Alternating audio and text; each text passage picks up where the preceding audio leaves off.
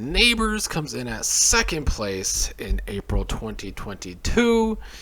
I'll have to reiterate once again that Neighbours is ending this year, I believe, at the end of July, or I think the first day of August. But for my rankings, I will end it in July. But I have to say that it still pains me that Neighbours is ending, because I think it is bittersweet that Neighbours is in a pretty good place creatively and writing wise and acting wise, and I think even like cast wise. So I do think it still sucks that Neighbours is ending this year, because creatively it is in good shape. Now, for me, what brought Neighbours up to second place is that I do like the way they are writing couples on the show. And I think giving couples natural problems, nothing over the top problems like on some other shows. And I just think they're just handling the couples very well right now. And I can't really say that about any other show. There's some American soap operas like General Hospital. It was pointed out in that General Hospital video for April that General Hospital doesn't even do romance anymore.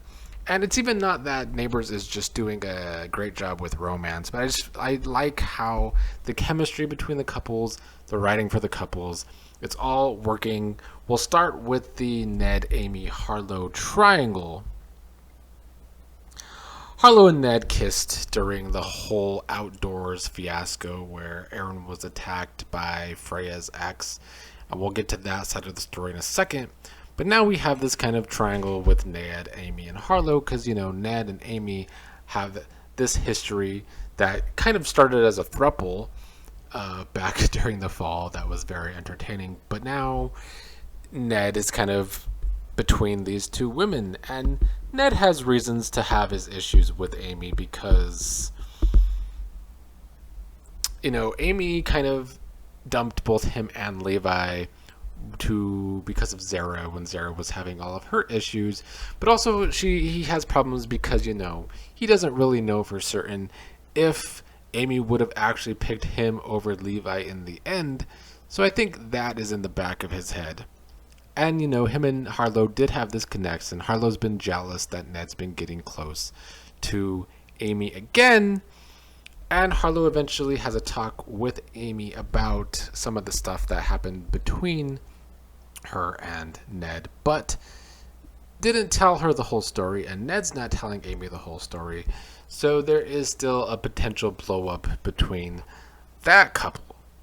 Now, of course, Aaron is recovering from that attack, and David has PTSD from the whole situation because him and Freya left Hamish for dead after Hamish's brutal attack on Aaron. And before all this was happening, Aaron was getting close to a man at the hospital named Dean, an older gentleman, and now he's trying to distance himself from Dean because he wants to make sure things stay good with him and Aaron while Aaron recovers. But Dean's been sticking around, kind of being weird. There was a point when Dean was yelling at Aaron, so they're still playing up a possibility of either, I don't know if Dean's going to be another psycho on this show, or if him and David are still going to maybe get close again. But David and Freya are kind of freaking out because, I'm sorry, I said Hamish because I'm thinking of Shortland Street, but I meant Gareth. Gareth was Freya's ex that was left for dead by Freya and David, because David didn't want to work on him because of the beating that he gave to Aaron. But Gareth's ex also came back and kind of trashed Freya's place, and Freya and David are hiding the truth of what they did to Gareth by leaving him for dead. And recently David got a note at the hospital, and now David is fearing that somebody knows about what happened. So I like that part of the show as well. I think that's probably bringing the most intrigue, I would say, because a lot of the other stuff on the show is kind of couples and their problems. But like I said, I do think they're doing a really good job with all these couples and their problems. So we've had Kiri, who came to town, who seems to be Glenn's daughter. And Kiri was getting close to Nicolette. But Glenn, being her father, was kind of warning her off of Nicolette because Nicolette does have a bit of a dicey past. Glenn tells Carrie this, and Carrie breaks it off with Nicolette. And when Nicolette finds out that this is because of Glenn, she, of course, confronts Glenn. But since then, Carrie has moved in next to Nicolette. So we'll see if they continue the romance between those two, because I do like that as well. We've also had Leo in Montana. Leo's been getting close to Montana.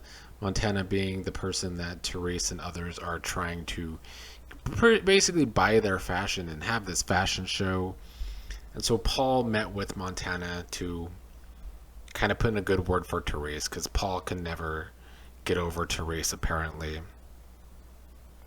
This is probably the weakest part of the show right now.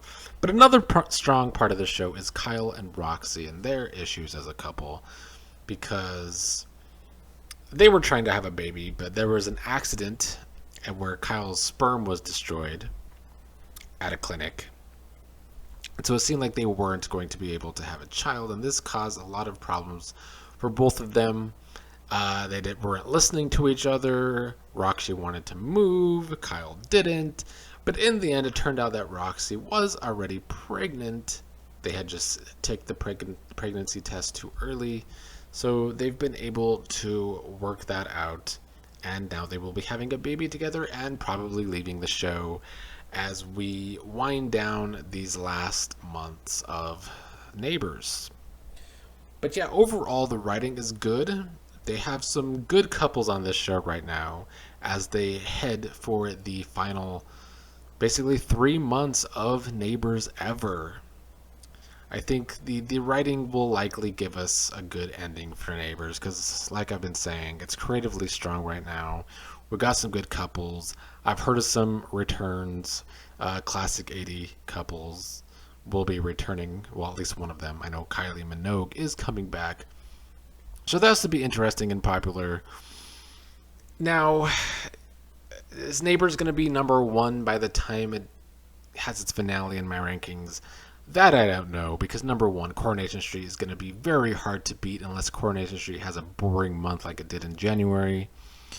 Right now, though, Neighbours is probably the only show close enough to beating Coronation Street, which, it's in second place in my rankings. But it's the only show that I think has strong enough writing to even slightly compete with Coronation Street. But yeah, so once again, bittersweet that Neighbours is ending because I think it is very good right now. I enjoy watching it. It's one of the few that I consistently watch, and I don't put it off and then have to binge it at the last minute to do these rankings.